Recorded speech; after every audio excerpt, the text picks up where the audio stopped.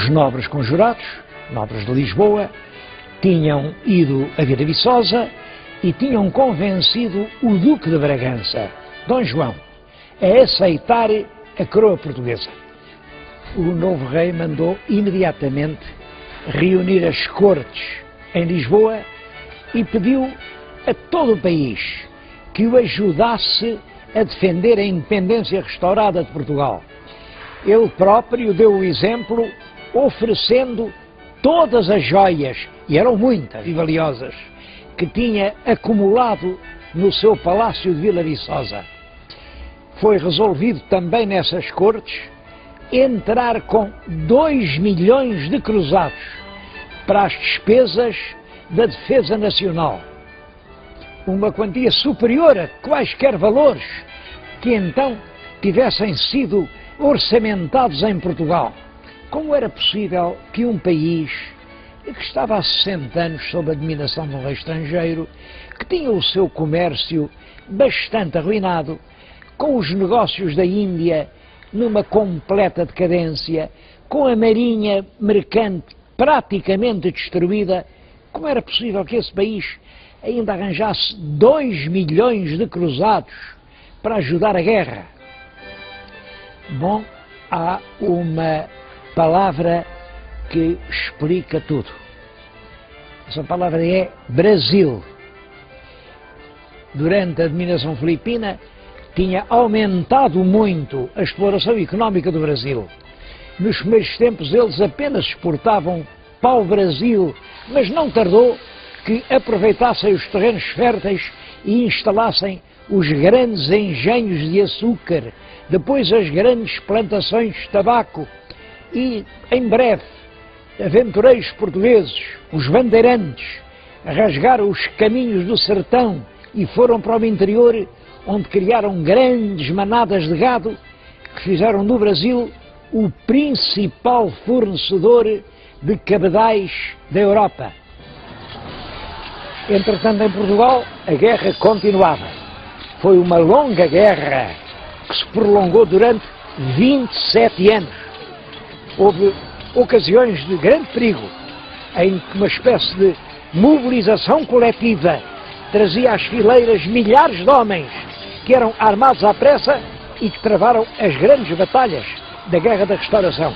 Eu estou a falar-lhes nisto diante da porta da Fortaleza de Estremoz, porque as campanhas mais importantes deram-se aqui no Alentejo. Foi por esta porta que saíram as colunas de camponeses armados e soldados regulares, foram a correr e em Elvas obrigaram um exército com 30 mil soldados regulares que cercava completamente a cidade a levantar o cerco e entraram na cidade sitiada. Essa ajuda popular foi decisiva. Bom, também acontecia que do lado espanhol havia grandes dificuldades. Tinham-se acabado as minas de prata do Peru, a Espanha estava envolvida em conflitos militares numa grande parte da Europa, tinha que atender a várias frentes e isso nunca tornou possível que concentrassem todos os esforços em subjugar a revolta de Portugal. A guerra custa sempre muito dinheiro e as dificuldades económicas refletem-se sempre no plano político. São essas dificuldades que explicam que em 1668 o rei, que é o Afonso VI, um homem muito diminuído, foi deposto do trono e substituído pelo irmão, Dom Pedro II, e é Dom Pedro que nesse mesmo ano estabeleceu um acordo de paz com a Espanha. A Espanha reconhecia finalmente a independência de Portugal, mas logo depois de feita a paz, em 1668, o Conde da Ericeira procura restabelecer a independência de Portugal sob o ponto de vista económico. Cria fábricas de papel, fábricas de vidro, fábricas de cortumes, os cabedais, os arreios dos cavalos são feitos em Portugal, fábricas de sedas. E durante o século XVII e até aos princípios do século XVIII, todos os portugueses tinham orgulho em andar vestidos com roupa feita em Portugal. Isso, sim, era a verdadeira independência.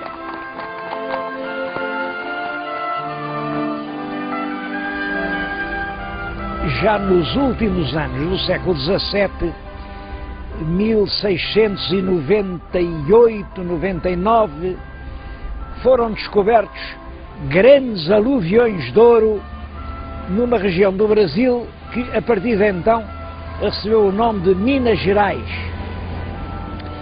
O Brasil, até 1760, ano em que os aluviões começaram a esgotar-se, produziu cerca de 1000 toneladas de ouro. Tudo se resumiu a um enriquecimento temporário das finanças do Estado e à formação de algumas, mas poucas, fortunas particulares. O rei Dom João V, que reinou em Portugal durante toda a primeira metade do século XVIII, com esses recursos, promoveu a construção de algumas grandes obras públicas.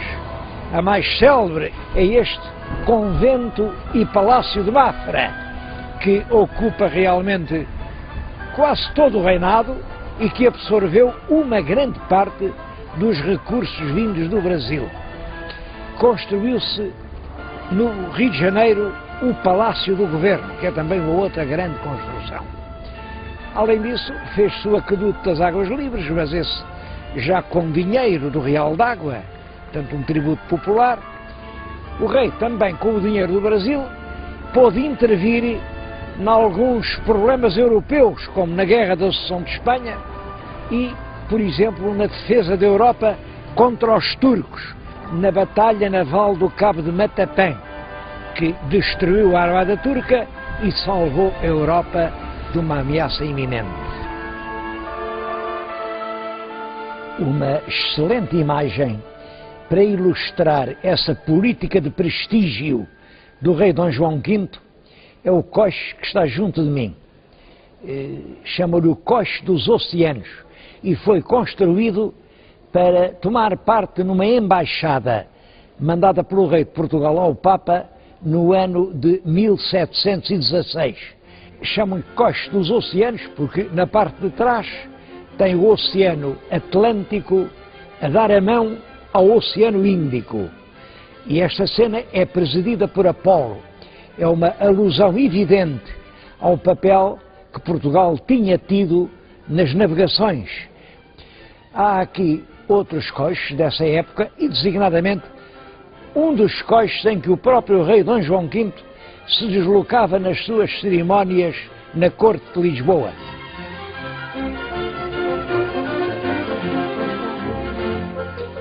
O rei Dom João V morreu em 1750 e sucede-lhe o filho primogênito, Dom José. Nós pouco sabemos das ideias de Dom José, porque ele escolheu logo para o governo um homem que tinha uma certa experiência na vida diplomática. Esse homem chamava-se Sebastião José de Carvalho e Melo. Em recompensa dos seus serviços, o rei deu-lhe depois o título de Conde de Oeiras. Eu estou-lhes a falar em Oeiras, aqui em frente do palácio que ele mandou construir quando era ministro. Depois, o rei deu-lhe ainda o título de Marquês de Pombal. É das figuras mais discutidas da história portuguesa. A política pombalina obedece a 4 eixos fundamentais. Primeiro, o absolutismo real. Destruir todas as forças que podiam de alguma maneira limitar o poder do rei. Essas forças eram, por um lado, a nobreza, e daí ele ter liquidado as mais altas figuras da nobreza, era o clero, mas sobretudo os jesuítas, que eram os confessores das pessoas da família real e que dessa maneira tinham um controle da política enorme. Expulsou os jesuítas e chegou a conseguir que Roma abolisse a Companhia de Jesus. A segunda característica era modernizar as estruturas do Estado.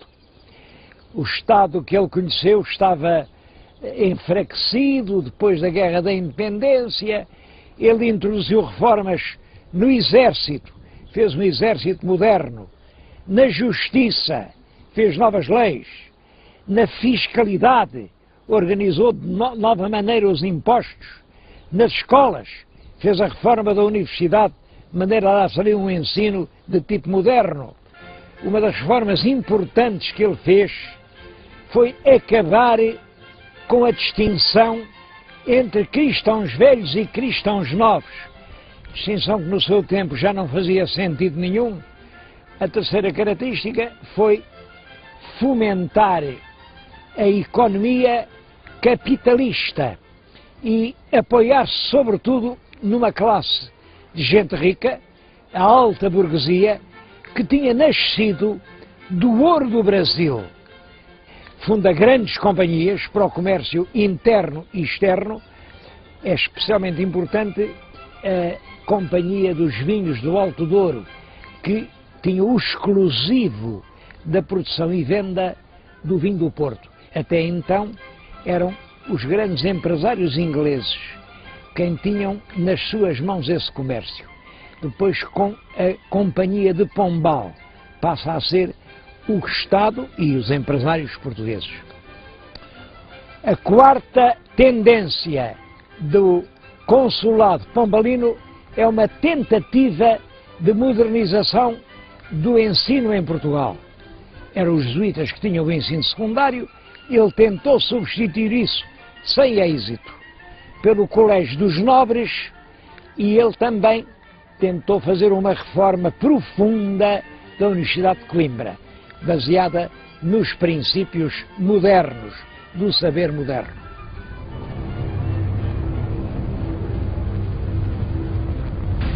A coisa mais importante desses 25 anos é o terremoto que no dia 1º de novembro de 1755 arrasou Lisboa. Foi realmente um sismo de extrema violência. A seguir ao sismo, um incêndio começou ali nos restauradores, varreu toda a cidade e o centro de Lisboa ficou reduzido a um montão de escombros fumegantes. Ele foi o único membro do governo que, perante a catástrofe, não fugiu de Lisboa. Permaneceu a trabalhar. Atribui-se-lhe a frase célebre quando as pessoas aterradas diziam: então e agora? Ele dizia: agora enterram-se os mortos e cuida-se dos vivos. E esta Lisboa, tal como nós hoje a conhecemos, nasceu dos planos quase pessoais do Marquês de Pombal. De qualquer maneira, é uma cidade que reflete claramente a ideia que Pombal tinha do Estado. Casas todas da mesma altura. Nem sequer as igrejas podem ser mais altas. Linhas retas, ângulos retos. A cidade é geométrica, como o poder. O poder não tem curvas. É essa a filosofia de Pombal. Para impor essa filosofia, ele teve muitas vezes que usar de métodos brutais. É o caso da chacina da família Távora, que ele incriminou num atentado que realmente alguém fez contra o rei. Nunca ficou claro que os Távoras estivessem realmente metidos nisso, mas eles foram cruelmente executados num patíbulo armado em Belém. Ele mandou enforcar dezenas de pessoas, incluindo mulheres grávidas, para se mostrar que o povo também tinha que ser fiel ao rei. A ação de Pombal durou 27 anos, visto que, quando o rei morreu, em 1777, a rainha mandou-o julgar e não o condenou, atendendo aos serviços que ele tinha prestado ao rei Dom José, mas deixou-o no seu exílio de Pombal. A nova rainha quis manter durante o seu reinado os rumos fundamentais da época pombalina: proteção ao comércio, à navegação e à cultura. Eu penso que um bom lugar para falar da época de Dona Maria I é este em que estou, que é os jardins do Paço Real de Queluz. Esta fachada que estão a ver foi posta assim, com este aspecto, precisamente para o casamento da Rainha Dona Maria I.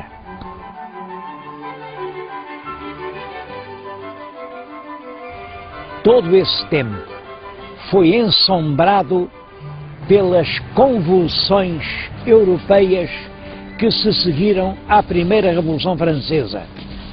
A Revolução é levada ao seu máximo com a execução do rei Luís XVI e da rainha Dona Maria Antonieta.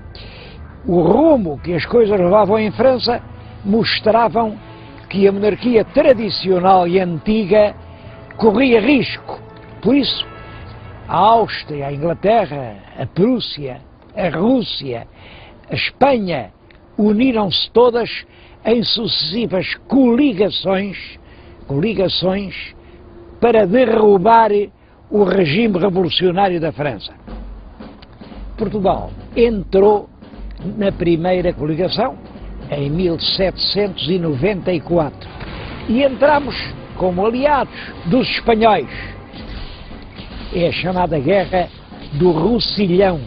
Quando aquilo começou a correr mal, o governo espanhol faz as pazes com o governo francês e passa-se para o lado do governo revolucionário, e nós ficamos em guerra com um inimigo muito maior do que nós. A grande inimiga da França era a Inglaterra, e nós também não nos podíamos zangar com a Inglaterra, porque a Inglaterra era a verdadeira rainha dos mares, e nós nessa altura dependíamos economicamente da nossa ligação com o Brasil. Mas é claro, os franceses cada vez exigiram mais. Em 1806 decretaram o bloqueio continental. O bloqueio queria dizer isto: nenhum porto europeu aceitava nas suas águas navios ingleses. Portugal teve que aceitar, mas de facto os ingleses nunca cumpriram as regras do bloqueio e continuaram a usar os portos portugueses como se lhes pertencessem. Em 1807 a França exigiu mais. Exigiu que Portugal declarasse a guerra à Inglaterra, que apreendesse todos os bens ingleses existentes em Portugal e que metesse na cadeia todos os cidadãos ingleses que se encontrassem em território português. O nosso governo, mais uma vez, fingiu que sim, que ia fazer isso. É claro que não prendeu ninguém. Entretanto, o governo francês, onde nessa altura já pontificava uma grande figura militar, o jovem general Napoleão Bonaparte, vendo que não era possível obter uma adesão forte de Portugal à sua causa, ordenou a invasão de Portugal. E no dia 29 de novembro do ano de 1807 entrou em Lisboa uma coluna de tropas francesas comandada pelo general Junot. Prevenida a tempo, a corte embarcou em navios portugueses escoltada por naus inglesas e dirigiu-se daqui ao Brasil. Rio de Janeiro foi durante 14 anos, desde 1808 a 1822, a verdadeira capital da monarquia portuguesa. Esse facto desencadeou um rápido e enorme desenvolvimento do Brasil. A rainha tinha enlouquecido e quem governava era o filho Dom João. O primeiro ato do príncipe regente é declarar os portos brasileiros abertos à navegação de todas as nações amigas de Portugal e do Brasil. É claro que era a Inglaterra, mas na verdade essa medida significava de facto a independência económica do Brasil. Em França a política tinha evoluído muito, porque daquela república revolucionária e sangrenta tinha-se passado a um diretório, porque na base da revolução estava a classe média, a alta classe média, queria paz, queria ordem para fazer negócios. E é isso que exprime o diretório. Do diretório passa-se ao consulado. O consulado é já uma forma de ditadura pessoal, onde se impõe Napoleão Bonaparte. É Bonaparte quem tem um plano de reforma da Europa, sob a forma de uma grande monarquia de família. Dentro dessa ideia, ele nomeia o irmão José rei de Espanha. Esse facto provoca um levantamento brutal de toda a população espanhola. A data é o 2 de maio. Não há espanhol que não saiba de cor essa data, porque é o título de um famoso quadro de Goya, em que se vêem os militares franceses a fuzilarem os populares que nas ruas de Madrid andaram a assaltar soldados franceses. Os franceses são acusados e o governo inglês julgou que estava uma boa oportunidade para desembarcar as suas tropas na península, entrar em França e poder bater-se com Napoleão. Portanto, prepara um bom exército, 8.800 homens, sob as ordens de um general muito prestigioso, o Wellesley, e pretende desembarcá-los na Corunha. Mas é curioso, os espanhóis disseram: não precisamos aqui da ajuda inglesa para nada. E eles tiveram que reembarcar e vieram até a Figueira da Foz, naquela região de Lavos. E aí, entre os dias 1 e 5 de agosto de 1808, desembarcaram no território português. O general Junot, que era o comandante da ocupação francesa, acorreu para tentar impedir o desembarque e a penetração dos ingleses, mas é batido em 2 combates violentos, o da Roliça e o do Vimeiro, e por isso ele tem que recolher a Lisboa e negocia à pressa uma convenção em Sintra. O Junot entregava Lisboa, os ingleses metiam o exército francês nos próprios navios britânicos e repatriavam-nos com todo o saque que os franceses tinham feito por toda a parte onde tinham passado. Houve um grande protesto, mas a verdade é que os portugueses não tinham tido intervenção nenhuma na guerra contra a França. Por isso, não foram chamados a tomar parte nas negociações da Convenção de Sintra. Napoleão decide então uma segunda invasão de Portugal. Era comandada pelo general Soult e entrou pela fronteira do norte. Bom, ao contrário do que aconteceu com a primeira invasão, que entrou pacificamente em Portugal, a segunda já encontrou uma enorme resistência popular. O povo das aldeias, mal armado, esperava os franceses, sobretudo nas passagens dos rios, e o general Soult teve dificuldade em entrar no porto. Conseguiu entrar. Por sinal que essa entrada ficou marcada por uma tragédia. A multidão, espavorida, fugia por uma ponte de barcas. A ponte rompeu-se, ou alguém a interrompeu, e a multidão ia caindo. Isto provocou um número de vítimas enorme. Os ingleses, que estavam instalados em Lisboa, já agora acompanhados por tropas portuguesas, avançam para o norte e o general Soult não tinha forças para aguentar o ataque da força anglo-lusa e retirou. Foi novamente para a Galiza. Passado cerca de um ano, em 1810, Napoleão decide uma terceira invasão. É a invasão comandada pelo Marechal Massena. Dirige-se até a região de Coimbra, onde trava um combate muito violento com as tropas anglo-lusas. É a Batalha do Bussaco, Os franceses não conseguiram romper as linhas anglo-lusas, mas conseguiram contorná-las e dirigiram-se para Lisboa. Mas, entretanto, o Estado-Maior inglês tinha ordenado a construção de umas fortificações, as chamadas linhas de Torres Vedras. Era uma tripla linha de fortificações, muito habilmente dispostas, todas guarnecidas com artilharia. Os franceses nunca atacaram frontalmente as linhas, mas estiveram ali até à primavera de 1811 e nessa altura retiraram, mas foram sendo perseguidos pelo exército inglês e português.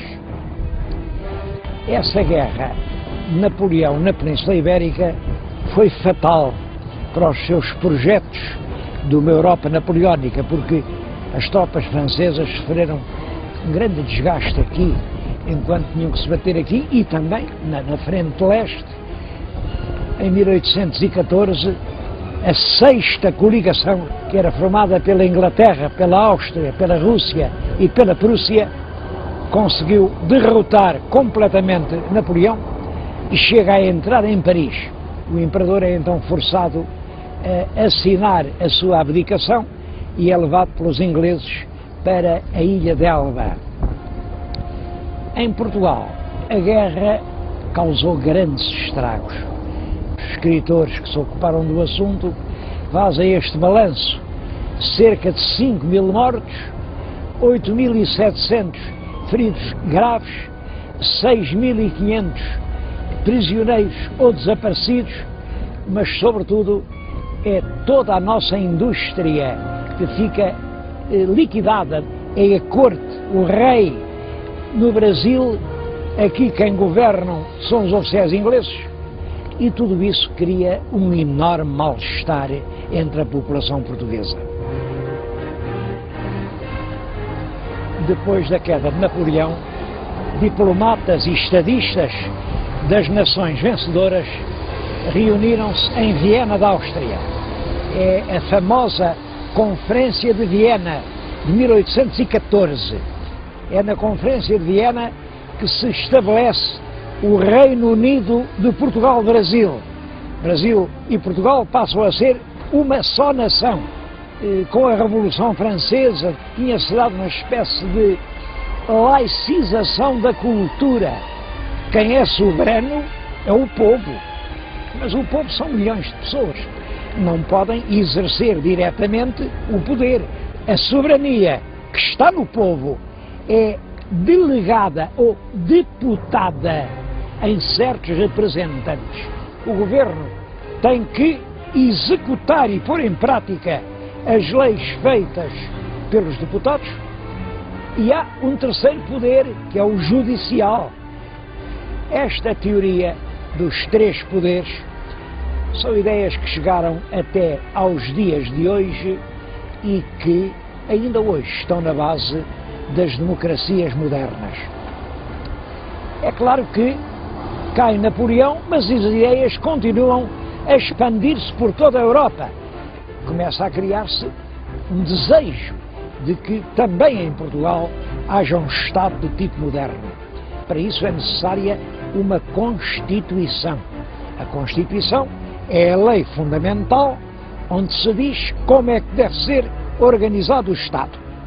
Essas ideias são subjugadas, claro, pelo poder instalado, mas em 1817 há uma primeira tentativa que parte dos militares de Lisboa, mas há um deles que trai o movimento, os conspiradores são presos e foram todos eles enforcados no Campo de Santana, que por isso ainda hoje se chama Campo dos Mártires da Pátria.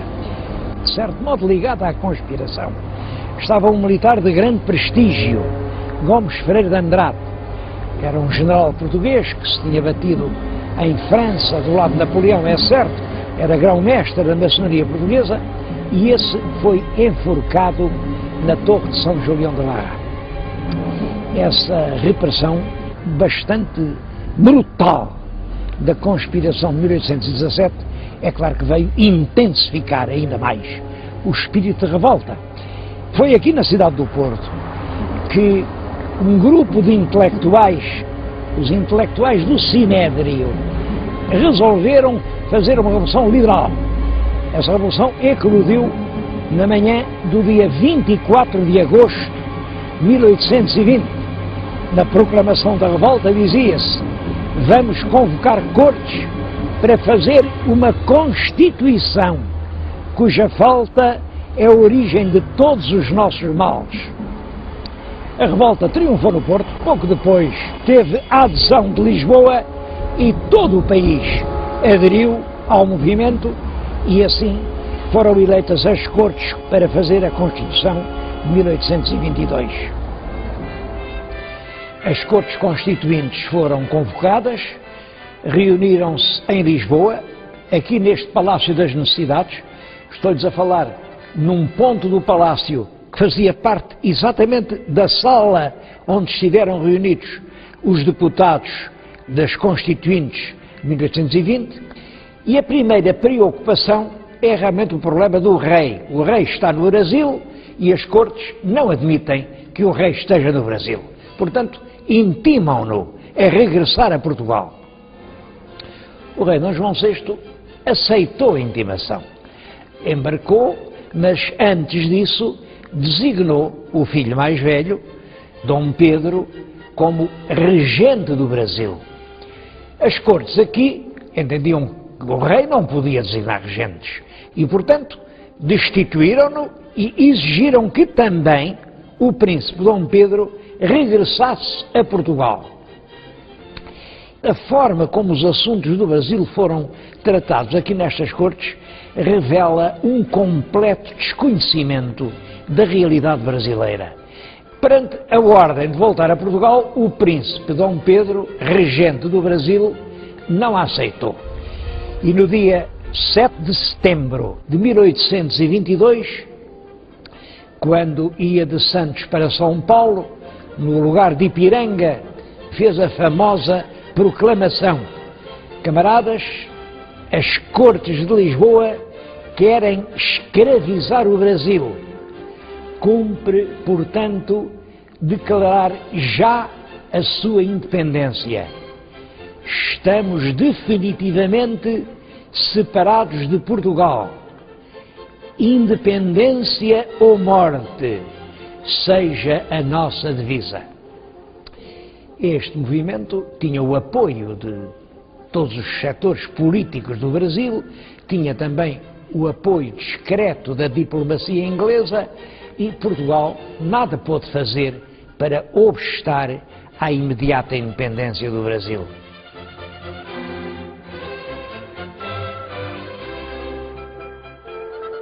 Em maio de 1823, logo no primeiro ano de vigência da nova Constituição, há em Lisboa uma revolta militar. Ficou conhecida pelo nome de Vila Francada, porque o projeto era levar os regimentos da guarnição de Lisboa a saírem da capital, irem-se concentrar em Vila Franca de Xira, e realmente em Lisboa ficou só o Parlamento, que realmente se viu impedido de funcionar. O rei suspendeu a Constituição, dizendo que a maioria do povo realmente não queria a Constituição e tentou manter um governo prudente, o que não era nada fácil. De um lado havia a população das aldeias, havia o clero, havia muitos comerciantes que estavam realmente desiludidos com a independência do Brasil, havia os grandes proprietários, havia a alta nobreza. Toda essa gente entendia que a Constituição era um mal e que era preciso regressar à monarquia absoluta. Mas também havia as camadas intelectualmente mais evoluídas, uma grande maioria de estudantes da universidade, uma parte pequena do clero, um grande número de oficiais do exército que já estava nessa altura muito doutrinado pela maçonaria e toda essa gente entendia que a história nunca anda para trás. Era fatal que Portugal entrasse na via das nações modernas como a Constituição. Dom João VI, discretamente, tentava fazer uma política que contentasse a gregos e a troianos. É isso que provoca uma segunda revolta. A revolta da Abrilada, chama-se Abrilada porque foi no dia 30 de abril de 1824. Agora é o infante Dom Miguel que reúne na Praça do Rossio todos os regimentos da guarnição de Lisboa, vai à casa dos ministros do rei, prende-os e exige abertamente uma mudança de política mais clara. Quem salvou a situação foi o corpo diplomático. Eu estou-lhes a falar agora no Palácio da Bem-Posta.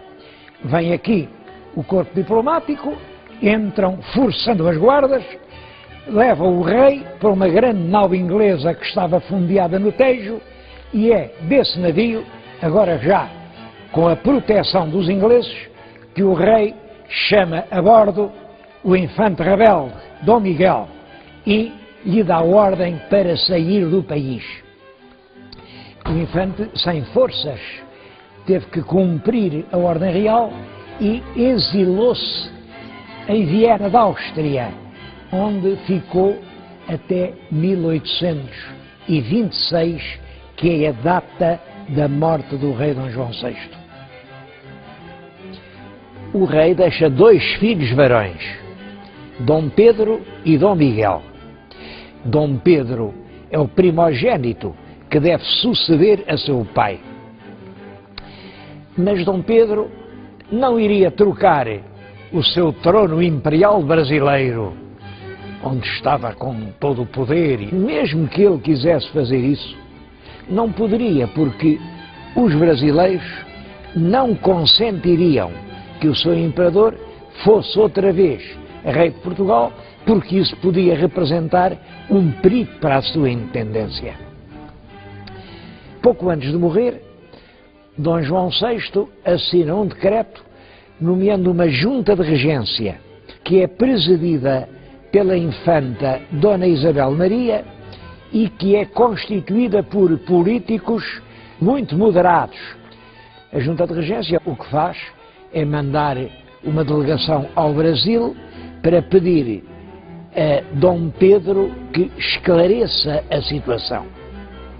E Dom Pedro julga encontrar uma solução que vai agradar a todos. E para isso estabelece o seguinte: o irmão Dom Miguel deve casar com a filha dele, Dom Pedro, a princesa Dona Maria da Glória, que nessa altura tem apenas 7 anos de idade. Depois de jurar os esponsais, deve voltar a Lisboa, passar a exercer a regência do reino durante a minoridade da rainha e, além disso, deve jurar cumprir a Carta Constitucional. A grande diferença entre a Constituição, que sai do povo e é imposta ao rei, e a Carta Constitucional, que é outorgada pelo rei e concedida ao povo, está exatamente no papel do rei, que é o verdadeiro soberano, embora mantenha uma Câmara de Deputados e uma Câmara de Pares. Dom Miguel, em Viena, recebe essas notícias, celebra os tais esponsais, jura a carta e todos confiam em que a paz vai reinar em Portugal.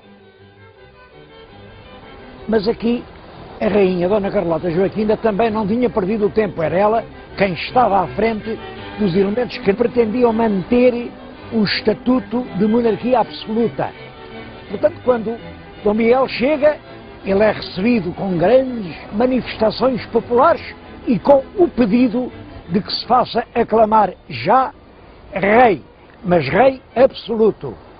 Ele aceitou isso e no dia 18 de julho de 1828 foi aclamado rei de Portugal. A partir desse momento, o nosso país vê-se numa triste situação. É que tem dois monarcas. De um lado é Dom Miguel, que está a reinar, de facto, no território português. Do outro lado é a jovem rainha, Dona Maria II, ainda apenas na infância, e que andava lá nos seus exílios por França, pela Inglaterra.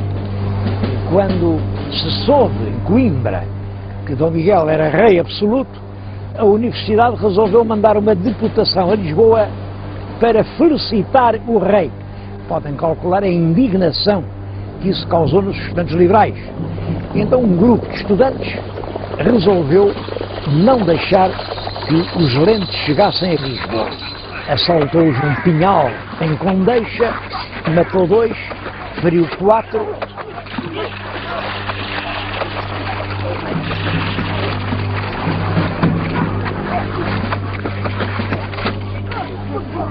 Os rapazes foram todos apanhados e foram enforcados em Lisboa.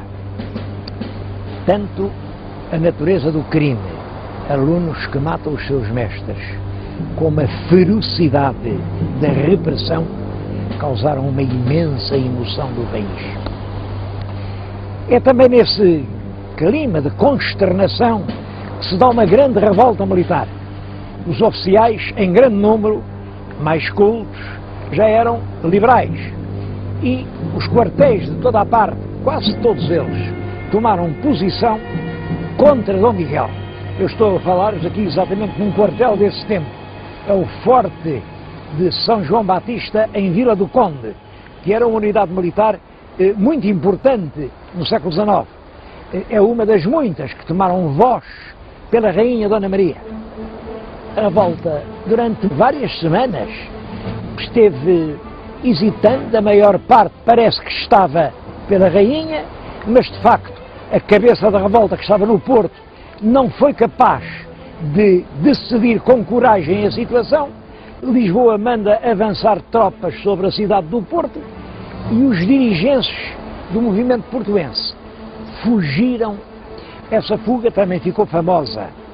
Deram-lhe o nome de a Belfastada. Belfastada é uma palavra que vem do nome de um vapor inglês que estava no Douro, o vapor Belfast, onde toda aquela gente se mete e fogem todos para a Inglaterra. Lá se reuniram, conseguiram manter uma grande fé nas suas ideias políticas, depois foram-se agrupando nos Açores, a cidade de Angra, que tinha sempre permanecido fiel ao liberalismo. E, entretanto, aqui em Portugal, o regime miguelista entrava pelo caminho do terror. Entretanto, também no Brasil, as coisas não corriam bem. Dom Pedro incompatibilizou-se com o seu próprio governo, resolve abdicar no filho, Dom Pedro II, vem para a Europa apenas com o título de Duque de Bragança e com o pretexto de vir defender os interesses da filha Dona Maria ao trono de Portugal. Passa também por Inglaterra, consegue apoios mais ou menos encapotados, mas deram-lhe armamento, houve voluntários estrangeiros, conseguiu comprar alguns navios e é em Angra que ele organiza a expedição que no dia 8 de julho de 1832 vem desembarcar no Mindelo. Não foi exatamente no Mindelo, foi aqui, em todo caso ficou conhecido como o desembarque do Mindelo. É uma expedição de 7.000 soldados, 7.500 soldados, são os bravos do Mindelo.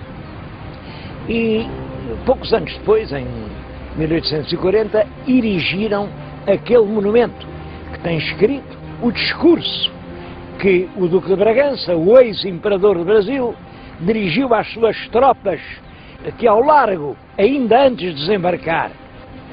Soldados, a empresa é toda de glória, a causa é justa, a vitória é certa.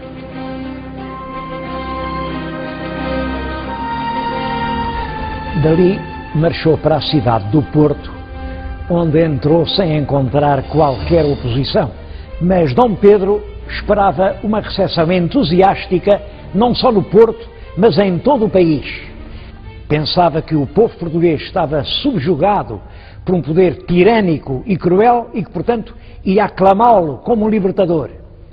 Bom, e essa previsão não se confirmou. Pelo contrário, as camadas populares, que em grande parte estavam ainda sob a influência da Igreja e do clero, mostravam-se bastante reticentes, bastante receosas dos liberais, porque viam na Revolução uma ameaça, como então se dizia, ao trono e ao altar. Dom Pedro e o exército liberal viram-se, portanto, cercados dentro da cidade do Porto durante cerca de um ano. O que estamos a ver agora é um desenho feito por um oficial miguelista que nos mostra um grande canhão do exército de Dom Miguel a fazer fogo sobre a cidade do Porto. A certa altura veio uma epidemia de cólera morbus que fez centenas de vítimas e a desproporção das forças era realmente enorme. O exército de Dom Miguel era de perto de 80 mil homens, ao passo que o exército liberal não tinha mais de 7 mil combatentes. No verão de 1833, a derrota dos liberais parecia iminente.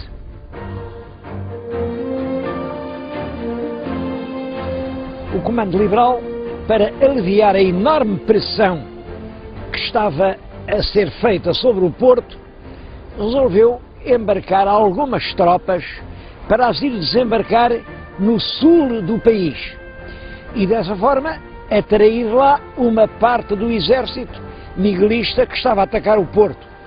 Sai uma pequena expedição por mar, vai desembarcar no Algarve, no sítio de Cacela a Velha. Aqui em Lisboa, quando se soube que os liberais tinham desembarcado do Algarve, mandaram a esquadra para os atacar, mas a esquadra miguelista foi completamente vencida e destruída, e a partir daí as tropas desembarcadas no Algarve iniciaram uma caminhada sobre Lisboa. Não havia guarnição nenhuma, nem no Algarve, nem no Alentejo. Vêm rapidamente, no mês chegaram ali a Cacilhas. É em Cacilhas que se opõe a primeira resistência, primeira e última, porque as tropas miguelistas que tentaram deter os liberais foram completamente derrotadas. Os barcos liberais atravessam o Tejo e no dia 24 de julho de 1833 vêm desembarcar aqui, mas o ponto do desembarque está marcado pela estátua ao Duque da Terceira, que era o oficial-general que comandava realmente essa expedição. Também a avenida que começa aqui chama-se Avenida 24 de Julho. O facto dos liberais agora terem a capital do país na sua mão veio abrir-lhes possibilidades inteiramente novas. Os miguelistas ainda tentam defender-se durante algum tempo, mas em 26 de maio de 1834 os generais miguelistas são obrigados a assinar a Convenção de Évora-Monte. Dom Miguel aceita sair de Portugal e nunca mais voltar. É curioso que no mesmo dia, 27 de maio de 1834, Dom Pedro e Dom Miguel foram apedrejados pelo povo português. Dom Miguel era o vencido e quando estava a embarcar em Sines, no escaler que o levava depois para o navio inglês, a multidão, enfurecida, deitava pedras que não o atingiram, porque um esquadrão de cavalaria liberal mantinha o povo a distância e, portanto, ele não pôde ser atingido. O irmão Dom Pedro, Duque de Bragança, que tinha sido por um instante Dom Pedro IV, rei de Portugal, e por alguns anos Pedro I, imperador do Brasil, nesse mesmo dia, para festejar a vitória, foi ao Teatro São Carlos, E quando assumou, no camarote real, o público começou a apedrejá-lo com patacas. Era uma moeda de bronze bastante forte. O Dom Pedro mostrou um grande sangue frio, fingiu que não viu nenhum desacato e deu ordem para começar a ópera e manteve-se assim serenamente até ao fim. Mas quando saía do teatro, a multidão tinha-se apinhado no largo diante de São Carlos e arrancaram as pedras da calçada e estilhaçaram os vidros da carruagem. Os burgueses de sobrecasaca que enchiam a plateia de São Carlos não compreendiam que Dom Pedro tivesse sido tão generoso para com seu irmão Miguel. Entendiam que o devia prender e enforcar, como aliás o Dom Miguel tinha mandado enforcar tanta gente. Nessa noite, desgostoso, Dom Pedro regressa numa carruagem a Queluz, deitou-se e teve a sua primeira hemoptise. A hemoptise é uma golfada de sangue pela boca. Durante os trabalhos violentos da Guerra Civil, ele tinha sido atingido por uma tuberculose pulmonar que não tinha curado. Nem então a medicina tinha maneira de curar. Este é o quarto Dom Quixote. É realmente uma das visões mais bonitas da nossa arquitetura do século XVIII. Representa cenas da história do Dom Quixote, do Cervantes, e foi aqui que Dom Pedro, Duque de Bragança, que conquistou as instituições liberais para Portugal, terminou os seus dias. Quando ele morreu, a filha, a tal Dona Maria da Glória, de quem já lhes falei, era uma criança, mas casaram-na com um príncipe alemão, e quem tinha o governo nesses anos muito difíceis era o Duque de Palmela. Era um liberal inteligente, ponderado, um grande estadista. Foi nesse ambiente inquieto que se deu a Revolução dos dias 9 e 10 de setembro de 1836. A chamada Revolução de Setembro. Tudo se limitou a isto. Fizeram-se eleições, no Porto ganharam os deputados da oposição ao governo e uma boa parte do povo de Lisboa correu ao Terreiro de Paço para festejar os deputados. Claro que o governo não gostou, porque aclamar deputados da oposição era o mesmo que manifestar-se contra o governo. E então mandou tropas para impedir que a manifestação se realizasse. Mas as tropas o que fizeram foi confraternizar com o povo. Claro que perante isto o governo teve de cair e a rainha teve que chamar os chefes do movimento e substituir a Carta Constitucional de 1828, a carta outorgada por Dom Pedro, pela Carta Democrática de 1822. A rainha teve que ir ao Palácio das Cortes e jurou que cumpriria a Constituição e punha de parte a Carta.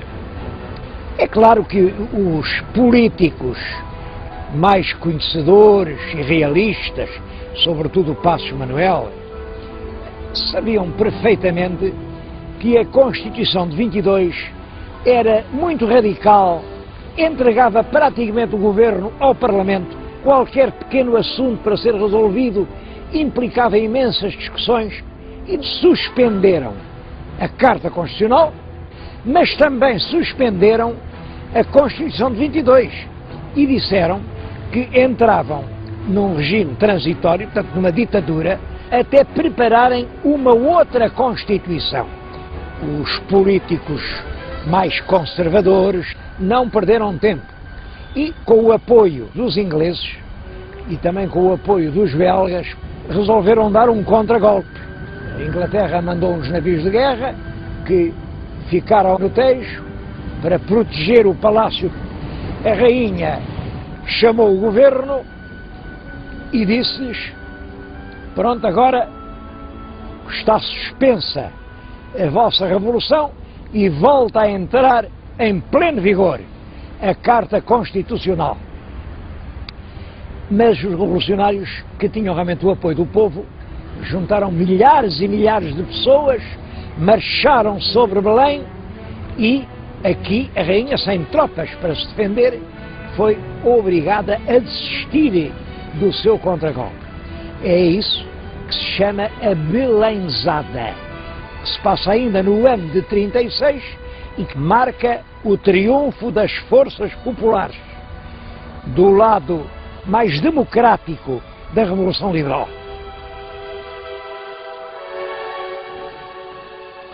Depois de falhada a tentativa da Belenzada, entrou-se num período de rápidos progressos materiais e de progressos também na cultura.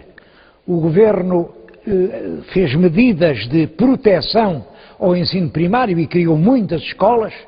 É nessa altura que são fundados os primeiros liceus portugueses, é fundada a Academia de Belas Artes no Porto, a Escola do Exército em Lisboa e, em especial, a Escola Politécnica de Lisboa, que veio instalar-se no mesmo edifício onde o Marquês de Pombal tinha instalado o Colégio dos Nobres. Já o Pombal utilizou o edifício que tinha sido construído pelos jesuítas para o noviciado da Cotovia. O homem que está à frente de toda essa política de grandes melhoramentos é Passos Manuel, que é realmente um homem lúcido, mas que abandona o governo. Ele preparou o texto de um decreto para o Parlamento em que criava o lugar de subsecretário de Estado, porque entendia que os ministros tinham muito que fazer e tinham que ser coadjuvados por subsecretários de Estado. O Parlamento entendeu que era despesa a mais e reprovou o decreto. Então, o Passos Manuel, o nome dele era Manuel da Silva Passos, abandonou o governo. A situação política continuava muito crispada.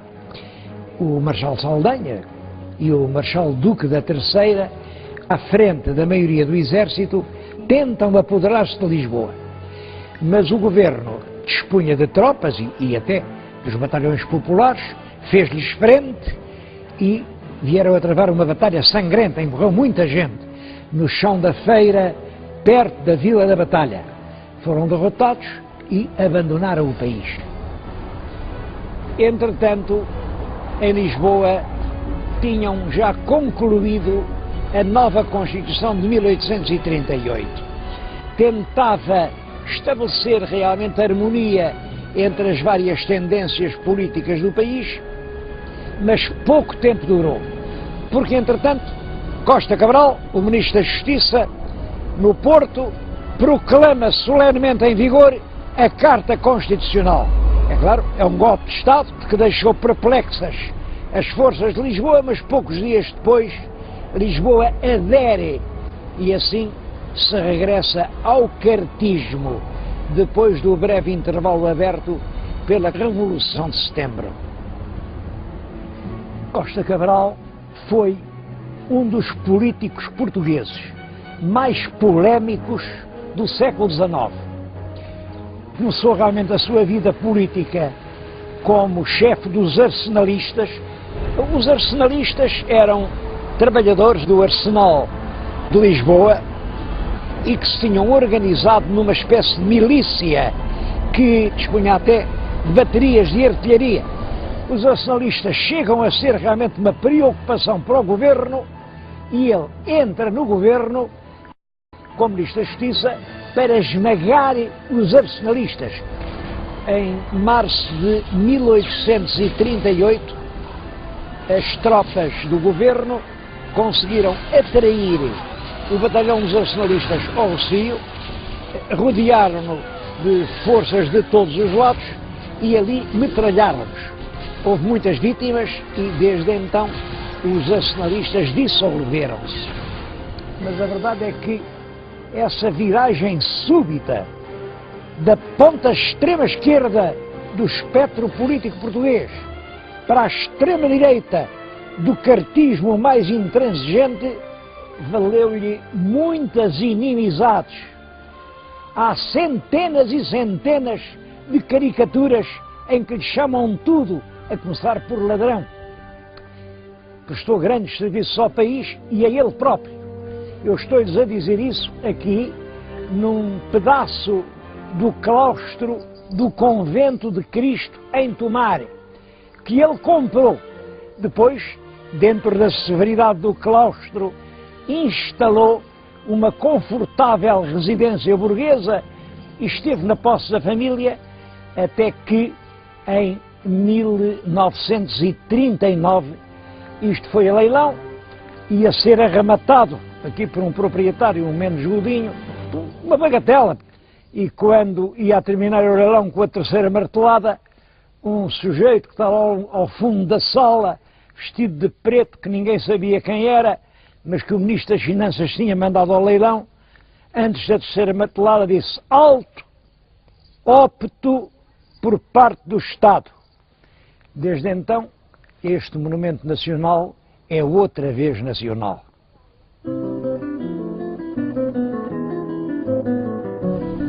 Algumas das leis de Costa Cabral, como a lei que mandava elaborar as matrizes do registro predial, outra lei que proibia o enterramento dos cadáveres dentro das igrejas. Claro que esse enterramento era uma fonte de doenças. Bom, mas essas leis provocaram nas regiões, enfim, menos desenvolvidas do país um grande descontentamento popular.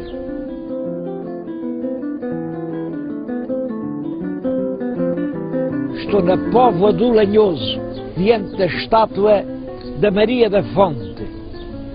Bom, eu acho que Maria da Fonte era apenas uma expressão que nasceu para explicar, para designar a mulher do povo. A mulher que ia à fonte, e à fonte com a vida à cabeça, era a simples filha do povo. Bom, porque realmente foram essas mulheres que não tinham nem partido, nem política, nem nada, que desencadearam aqui, nesta freguesia da Póvoa do Lanhoso, em 1846, uma revolta. Tinha vindo a lei que não deixava enterrar as pessoas dentro da igreja, mas um grupo de mulheres corajosas disseram: qual história? Então vamos enterrá-la aí no campo, num buraco, assim enterram-se os cães. Não, vamos. Abriram violentamente as portas da igreja e, contra a vontade das autoridades e até do padre, fizeram o enterramento lá dentro. Rapidamente, essa atitude de revolta alarga e por todo o Minho começam grupos de mulheres a não deixar fazer os enterros nos cemitérios e a obrigar a enterrar dentro da igreja. Começam a assaltar as conservatórias do registro civil, porque diziam que aquele registro que eles estavam a fazer, propriedade a propriedade, tem tantas oliveiras, tem tantos pés de vinha, aquilo era para vender o país aos ingleses. É todo o país, ao norte do Tejo, que se levanta numa revolta imensa. Por detrás do descontentamento do povo ingênuo estavam os partidos que aproveitaram aquele levantamento popular para derrubar o governo. Uma das cantigas que se cantavam nessa altura era: olha, a Maria da Fonte não é mulher como as mais, traz pistolas à cintura para matar os cabrais. Esse ódio aos cabrais vinha dos setembristas, mas foi indispensável mandar embora os cabrais. A verdade é que a rainha demeteu o governo, mas 2 ou 3 meses depois voltou a chamar o mesmo pessoal político. É esse regresso do pessoal demitido em consequência da Revolução da Maria da Fonte chamou-se a emboscada. A emboscada, porque a verdade é esta: a rainha tinha prometido mandar embora os cabrais e afinal não fez. E a emboscada provocou uma indignação enorme. É a revolta da Patuleia.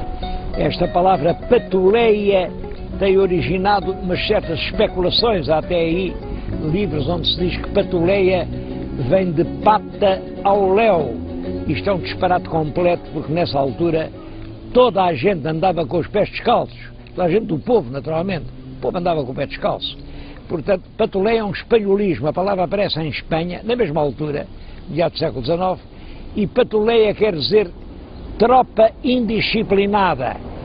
A verdade é que a patuleia ia ganhando a guerra. A guerra durou quase um ano, desde outubro de 1846 até junho de 1847. Durante todo esse tempo, os portugueses mataram-se uns aos outros. Quando as tropas da patuleia estavam prestes a apoderar-se de Lisboa, intervêm as grandes potências da Europa da Quádrupla Aliança. Quádrupla Aliança é um nome muito solene para designar um acordo que existiu entre a Inglaterra, a França, a Espanha e Portugal. Estes 4 países puseram-se de acordo e obrigaram os adversários a fazer as pazes. Eles reuniram-se num edifício nos arredores do Porto, que é no lugar do Gramido, fica perto do Rio Douro, e ali se assinou a Convenção do Gramido. Em junho de 1847, punha assim termo a uma guerra civil com o qual ninguém teve nada a ganhar. Esse período de revoltas e contra-revoltas, de constantes choques políticos e lutas fratricidas entre os portugueses, só tem o seu ponto final com a regeneração. Uma revolta militar que ocorreu no ano de 1851. A revolta, esfiada pelo Marechal Saldanha, teve a sua origem aqui no Porto, mas todo o país rapidamente aderiu. O governo competia liquidar a revolta, mas o general em chefe das Forças Armadas, o próprio marido da rainha, o rei Dom Fernando de Saxe-Coburgo-Gotha, põe-se à frente do exército e vem a caminho do Porto, mas tão lentamente, parando em cada sítio, inclusivamente quando encontrava tropas que se dirigiam para o Porto para alinhar na revolta, dizia com toda a gentileza: fazem favor de passar, fazem favor de passar.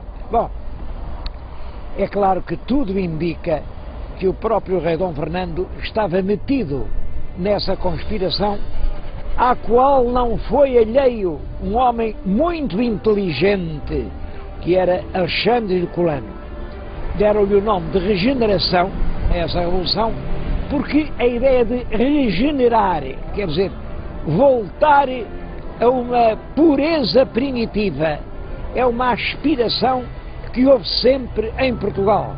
Chamou-se regeneração à Revolução de 1820, chamou-se regeneração à usurpação de 1828, chamou-se regeneração ao triunfo liberal, chama-se regeneração agora, esta revolta de 51, vai-se chamar sempre regeneração a toda a transformação política, o que significa todas elas pretendem que estão a voltar a um passado, mas a um passado limpo de todos os seus males, de todos os seus vícios. Logo no ano seguinte, em 1852, foi decretado um ato adicional à Carta Constitucional, que veio atenuar muito as discordâncias que havia entre cartistas e setembristas.